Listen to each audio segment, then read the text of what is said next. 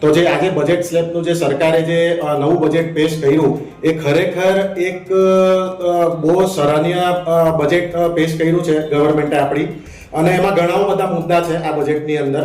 પણ જે સૌથી વધારે આકર્ષિત કરે મુદ્દો જે મને પર્સનલી જે લાગ્યો એ જે કેન્સરની જે દવા માટે જે સરકારે જે એમાં જે ઘટાડો કર્યો છે એ ખરેખર બહુ સરકારનું જે આમાં ધન્યવાદ માનવા જોઈએ આપણે સમસ્ત દેશવાસીઓએ.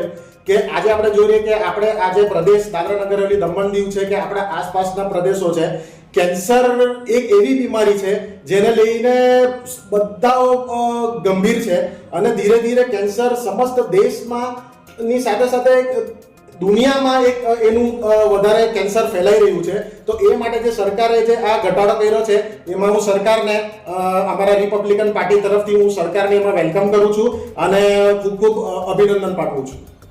દીપભાઈ, તમે આવનાર ઘણા અત્યારે ફિલહાલ જ્યારથી મેં દાદરા નગર હવેલી અને દમણ દીવનો પ્રેસિડેન્ટ બન્યો છું રિપબ્લિકન પાર્ટીનો, એ પ્રેસિડેન્ટ બનવા પછી મેં દિલ્હી મારા 4 થી 5 વાર મને જવાનો મોકો મળ્યો. માનનીય કેન્દ્રીય મંત્રી રામદાસ અઠાવલે જે રાજ્યસભાના સાંસદ પણ છે અને સોશિયલ જસ્ટિસ અને એમ્પાવરમેન્ટના મિનિસ્ટર પણ છે. તો ઘણીવાર સાહેબનું પર્સનલી આ પ્રદેશ માટે એક બહુ સોફ્ટ કર્નર છે અઠાવલે સાહેબને, અને જ્યારે પણ એમની સાથે મુલાકાત કરવાનો મને મોકો મળે ત્યારે સર સામેથી પૂછતા હોય છે કે પ્રદેશમાં શું ચાલી રહ્યું છે.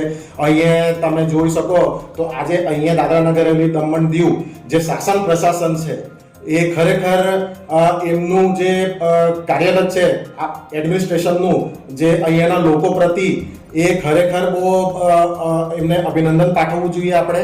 કેમ કે આજે તમે જુઓ આપણા પ્રદેશમાં આજે નમો મેડિકલ કોલેજ બની છે, પછી આટલી મોટી નમો હોસ્પિટલ બની છે, જ્યારે આપણા નાના પ્રદેશમાં કોઈ બી આજે તમે ઇતિહાસ પછાડનો ઇતિહાસ તમે જોઈ લો કે કોઈ પ્રધાનમંત્રી આટલા નાના પ્રદેશમાં વારંવાર એમની વિઝિટ થતી હોય એ બહુ ઓછું જોવા મળે છે.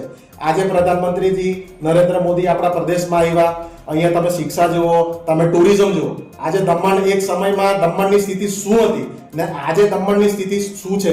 સૌથી વધારે અગર આજે ટુરિસ્ટ હોય, આજે ગુજરાતના ટુરિસ્ટ હોય કે આ પ્રદેશના પ્રદેશો હોય, તો દમણમાં સૌથી વધારે ટુરિસ્ટોનો જમાવડો તમે જોઈ રહ્યા છો. તો એ ખરેખર એડમિનિસ્ટ્રેશનની સફળતા છે, અને આપણા પ્રશાસક ને પ્રફુલભાઈ પટેલ એમનું જે એક માર્ગદર્શન છે અને એમની જે વિચારધારા છે આ પ્રદેશને લઈને એ ખરેખર બહુ સરાહનીય છે.